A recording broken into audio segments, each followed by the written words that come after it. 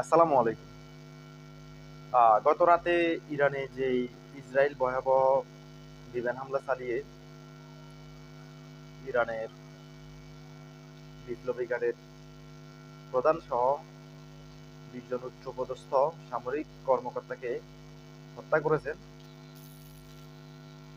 সেই প্রেক্ষিতে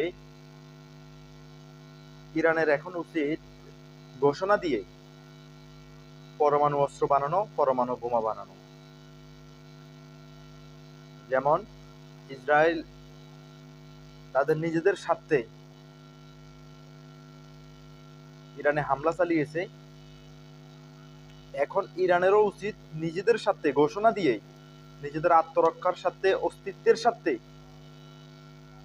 ঘোষণা দিয়ে পারমাণবিক অস্ত্র বানানো।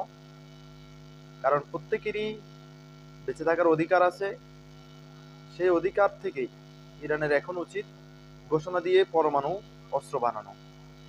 সেটা যদি তারা না পারে, যারা মুখের বলি ফুটায়, ওই যে যুগে যুগে এখন যে জিনিসটা হয়েছে কালকে রাতে, সেই জিনিসটাই হবে। তারা হুমকি দিতে পারে, হুমকির বিরুদ্ধে বিপরীতে গিয়ে যে জিনিসটা করা দরকার, যেটা ইসরায়েল করে দেখিয়েছে, সেই জিনিসটা ইরানের করা উচিত।